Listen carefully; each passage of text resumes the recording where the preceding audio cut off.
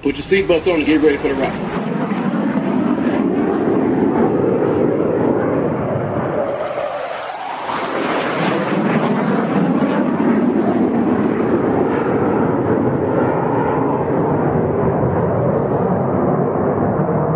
We're the freaking New York Jets, so we're built for this shit.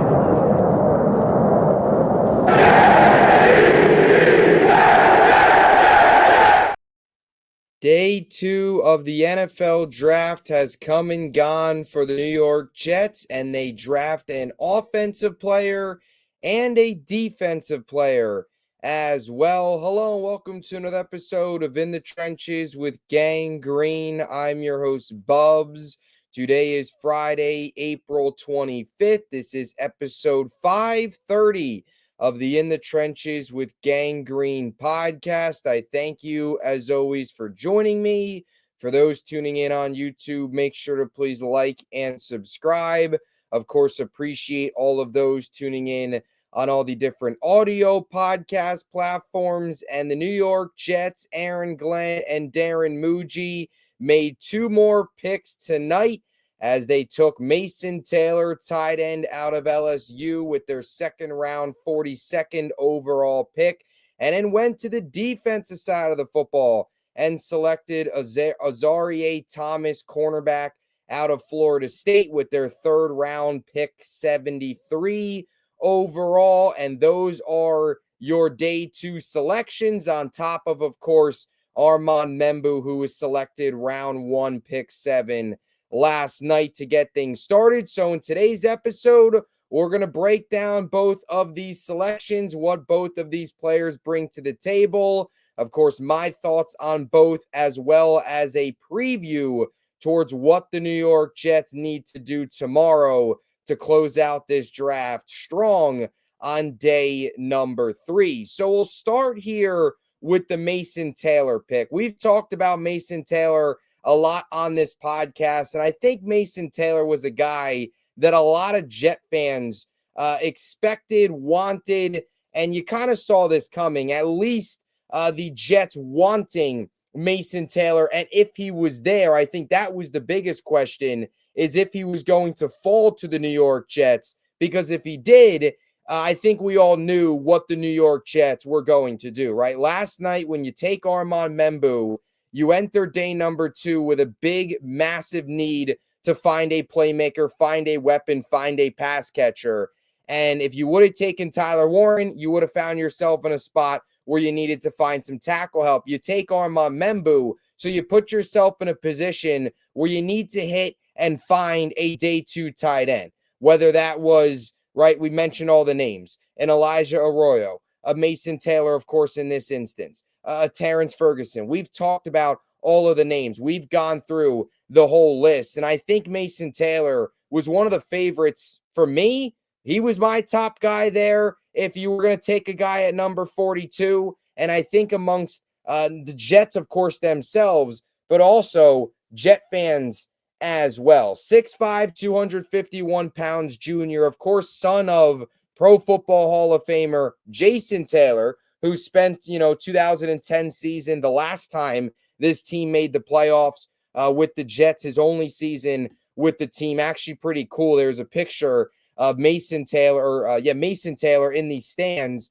of a Jet game back in 2010, of course, with a Jets jersey on, green mohawk, obviously cheering on the Jets, and his dad at the time, of course, Jason Taylor. So kind of a full circle, historic here, connection moment for the Taylors, with Mason Taylor now being selected by the Jets. I like this move a lot. We've talked again a lot about Mason Taylor. You look at some of the numbers last year, very productive season at LSU, 55 receptions, 546 yards, 9.9 yards per reception, and 2 touchdowns. This is a guy in his LSU career produced 129 receptions, 1,308 yards, 10.1 yards per reception, and 6 touchdowns. Those 129 receptions and 1,308 career yards are both first in LSU program history among tight ends. So a guy that went to LSU, had a successful career there, one of the better tight ends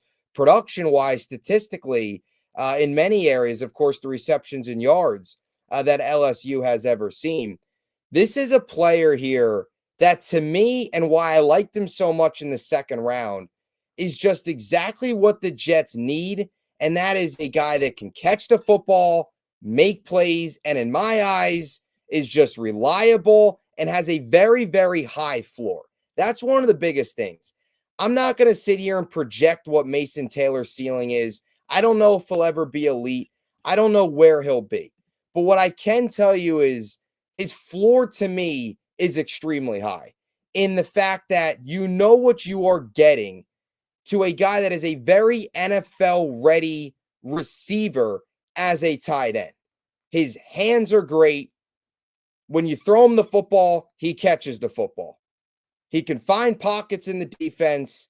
He can make plays after the catch. He does a lot of things really, really well. His route running is excellent. He just does a lot of the simple things really well and is very reliable. And that's exactly what the Jets need right now at the tight end position, especially for a guy like Justin Fields, who targets the tight ends a ton. And an offense that is going to be called by Tanner Engstrand, who is coming over from a team in the Detroit Lions that, of course, features Sam Laporta, one of the elite tight ends in the game. This is a team that needs a reliable tight end, a reliable pass catcher. That's what Mason Taylor brings to the table the minute he walks inside that building. Some of his strengths, hands, size as well, right? 6'5". He has the ability to play both inline and slot. He took 556 passing snaps last year. 251 of those came inline, 248 of those came in the slot. Both, by the way, most snaps he's played in a season at both inline and slot overall. So has that versatility where he can play inline and can play in the slot and is productive in both. This is a guy that in his career has caught 37 in his 38 career games, 37 of them, he's had a catch. He doesn't drop the football. Like this is just a guy, just a 1.8% drop rate last season. He only had one drop in 12 games last year on those 79 targets. Like this is a guy that is just so reliable as a receiving tight end. He also ran a 4.65 40-yard dash, which was first among all tight end prospects in this draft. Has a bit of athleticism to him, which isn't talked about a ton, but has a nice speed to him where when he gets into the open field, can pick up yak. I think that's what makes him as well a good route runner, is that little bit of speed that he's got to him that not many people talk about, kind of that hidden speed, but he has that to his game. Just a really strong all-around good player for this offense. Very reliable in college, and you're walking him in here to this Jets team as a reliable pass catcher, which is what this team needs. They need playmakers. They need pass catchers. They need guys. They're going to be threats in the passing game because going into tonight and still, it's obviously a massive hole. It's been a massive hole. High floor, and he's only 20. I think that's another thing as well. The Jets really, this draft in general, youth movement. Armand Membu's just 21. Mason Taylor's 20. And Azareye'h Thomas, who we'll get to here in a second, is only 20 years old as well. Now, he'll be 21 before the season, but talk about going with a bunch of young players. That's what the Jets are doing here with this type of youth movement. Now, Mason Taylor could use some work against single coverage and may want to put on a little bit more weight from an inline perspective to have success there at that spot in the NFL. But inline, slot, receiver, like all those things. And I really like this 1-2 punch to start the draft. You go with Membu, you then go with Taylor. Look at some of the other Pro Football Focus measurables, 69.5 receiving grade. It's just some other areas I wanted to get to. 3 deep catches last year, top 25 in college football. Thought this was interesting as well. 8 contested catches, kind of an underrated aspect of his game. Tied for 8th in college football last year with tight ends with 25 or more targets. So it was top 10 in that category. Something else that I think the Jets can utilize to their advantage. So that is Mason Taylor, tight end out of LSU. Really liked the pick. Felt like this was the pick the minute they took Armand Membu. It was just a matter of, would he fall to the New York Jets? He did. And a Taylor is back on the Jets. His father, Jason, in 2010. Fast forward many years later, 15. And here we are, Mason Taylor. Taken, second round, 42nd overall, as the Jets get their new tight end. Want to move on now to their second pick in today's draft. I'll say this. I didn't love this pick. I preferred personally in this spot for the Jets. I wanted Jalen Noel. I really wanted Kyle Williams. And I'm being honest. You guys know you get 100% honesty. I'm not going to be 100% in agreement with everything. You guys know what you're going to get on this program. I personally wanted Kyle Williams. Patriots ended up taking him, which stung a little bit. So really like Kyle Williams. Of course, now we'll have to root against him. But when Williams was off the board, I'm thinking Jalen Noel and maybe even safeties as well, like Xavier Watts, a guy that they could have looked at as an option. One of those guys, preferably receiver, get another weapon. With the way the board was falling, the way the things were shaking out for the Jets, I actually thought Jalen Noel would have been a great value pick. Now, Azareye'h Thomas is good value, I believe, here at pick number 73. I think the Jets all around here, first three picks have gotten good value. But I just thought the way the board was falling, you go right tackle, you go tight end. I wanted finish off day one with, or day two with a playmaker. Get yourself a wide receiver and walk away the first 2 days with, revamping this offense, right? Getting two pass catchers, filling out this offensive line, fortifying it, finalizing it. And then tomorrow, focus on finding a safety and then finding some interior defensive line help. But that's not what the Jets do here. Now, I want to make this clear. Azareye'h Thomas is a prospect, very intriguing. It's not the prospect that I didn't love about this pick. It's more so I just preferred a receiver. Not that Azareye'h Thomas is not a good prospect. No, he actually is. And he fits to a lot of what Aaron Glenn and this Jets defense is going to do. It's just other guys on the board I would have preferred. So that's what they do here. Azareye'h Thomas, cornerback out of Florida State, 6'1.5", 197 pounds junior. You look at some of the numbers last year, 53 total tackles, 4 passes defended, 2 tackles for loss, and an interception. This is a guy in 37 career games played, tallied 95 tackles, 15 passes defended, 9 tackles for loss, and 2 interceptions. I thought this was also notable. Last season, in 357 coverage snaps, did not allow a single touchdown. That is, of course, noteworthy. He allowed 2 in 2023 and 2 in 2022. So the first time in his collegiate career that he went an entire season in his full year as a starter, not giving up a single touchdown.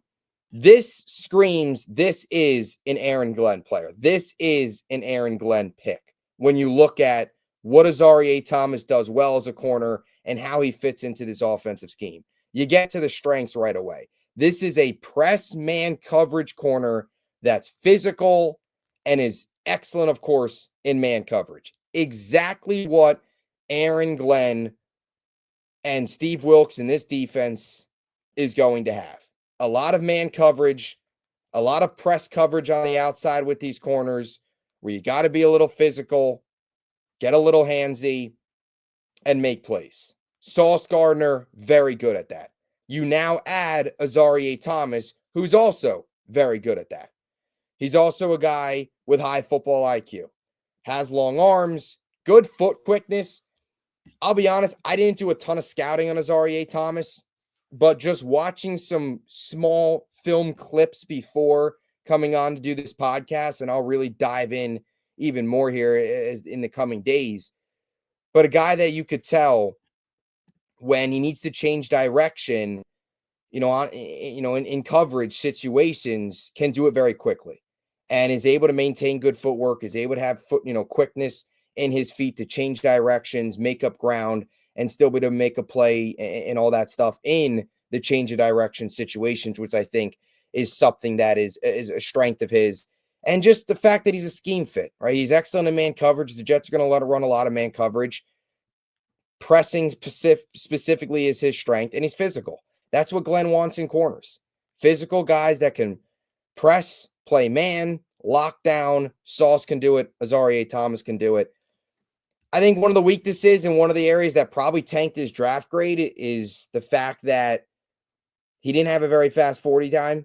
The 40 time kind of tanked him a little bit, and he talked about it just a couple of minutes ago when he was speaking to some reporters that, you know, if you turn on the tape, the numbers don't really tell who he is. If you turn on the tape, you're going to see what type of player he is, and that is an Aaron Glenn type of player who is a physical press corner that's going to fit well in man coverage, which is why, from the Jets' perspective, this pick for them, you could totally understand why they went in this direction.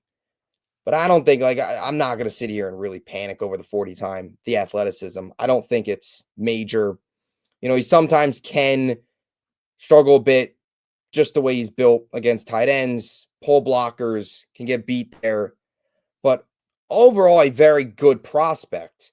Just preferred a receiver in this spot. Now, it's interesting to see how things play out now. And Glenn actually talked about, because he had his press conference already, he actually talked about Azareye'h Thomas and said he kind of reminded him a little bit of Brian Branch, which is interesting. And he talked about how he feels his game speed is a lot quicker than what, you know, he shows. He kind of feels that way. And Brian Branch also feels that way here with Azareye'h Thomas.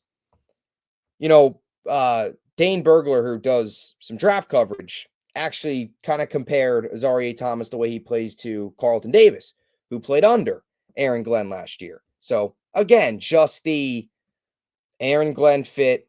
He fits right in. This is a Glenn pick. They take defense. My biggest question now is, because him and Sauce do fit nicely together, my biggest question is Brandon Stevens now, who you gave a pretty hefty contract to, right? 30 million, 3 years, could get out of it after 2, essentially. But do you move him now to safety? That's the question. And again, I think it'll be interesting to see kind of the approach the Jets take tomorrow. You still take a safety, but it feels like with this move, you're probably saying, all right, we're going to take Stevens, we're going to move him to safety, which has kind of been speculated for a while that they might move Stevens to safety. And that might have been their real reasoning behind that signing, and then eventually take a corner in the draft or whatever, sign a corner, which they didn't do in free agency. But it feels like, okay, move Stevens to safety, slot Azareye'h Thomas in here at corner, and have him, Sauce, Michael Carter as your 3 corners. Of course, Sauce AZ as your 1 and 2, and then Michael Carter in the nickel. That feels like where we could be headed at this rate. Or maybe they like all 3 of them, or like him and, they still like Stevens and will work with all 3 of them, and then have Michael Carter as well in the nickel and still take a safety, something that maybe they iron out more in training camp. It'll be interesting to see how it all plays out, but a move like this, a day 2 corner, somebody that if he probably ran a faster 40 time is probably a high second, mid second. He's going in the second round, right? Not in round 3. So again, it's a good value pick. Now the question is, how does the rest of that room play out? You move Stevens and just slot him in as number 2 next to Sauce, and then you have your safety answer at strong safety. Only time will tell. But Azareye'h Thomas, the Jets go defense there in round number 3. So far, you got Armand Membu, Mason Taylor, and Azareye'h Thomas. Positions of need that you haven't addressed yet as you enter here day 3. Just kind of a quick day 3 preview. Still need some wide receiver help. I would still assume they go safety, even if their plan is to move Stevens. I still think you look at a safety tomorrow at some point. And of course, interior defensive line as well. I think you'll probably see wide receiver, interior defensive line get plugged there with your 4th round and then 1st, 5th round pick tomorrow. I think that's got to be the approach. Get interior, run stuff for next to Quinnen, and then find a weapon tomorrow. Find another weapon. Find another pass catcher. If Jalen Royals falls at the time of this recording, he's still available. But if he falls, he could be somebody at pick 110. I've said this a lot. I really, really like Nick Nash.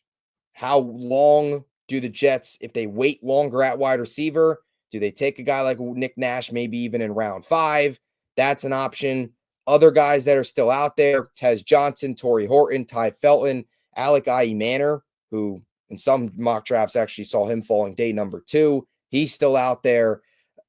Of course, at the time of this recording, 11:10 p.m. Eastern, day 3 still hasn't wrapped up. Or day 2 still hasn't wrapped up. So you might be watching this in the morning and some of these guys are off the board. But those are the guys that are still available from a receiver perspective. And in defensive line wise, I mocked Ty Robinson, very athletic, very productive year last year. If the Jets want to go that route, Deion Walker is just a specimen in terms of like his build. Maybe they go that route at defensive line. Tonka Hemingway, we've talked about a little bit. Aeneas Peebles out of Virginia Tech, we've mocked him to the Jets a couple times. He's still out there. So Tim Smith from Bama, we've talked about. CJ West, who I actually a couple times mocked him on day 2 to the Jets. He's still out there. So Junior Tafuna. So there still is a couple defensive tackles, interior pieces there for the Jets to work with and find on day number 3, with those being, the 2 biggest moves remaining, 2 biggest holes remaining. Maybe they go the RJ Mickens route here still, even with maybe Stevens moving to safety. Only time will tell, of course, for this New York Jets front office as they close out their first draft tomorrow. Aaron Glenn, Darren Muji close things out. 5 more picks to go. 5 more picks to go.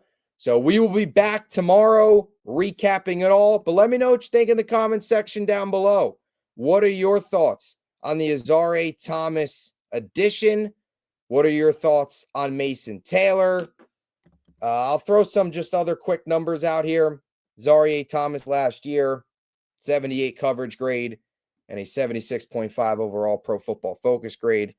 Does a lot of things that you can imagine Aaron Glenn really likes. So that's the route they take. What are your thoughts? You like Mason Taylor? You like Azareye'h Thomas? Let me know what you think in the comment section down below. We will be back tomorrow discussing day number 3 and all the rest of the New York Jets draft news. So talk to you then. Until next time, Jets, Jets, Jets, Jets.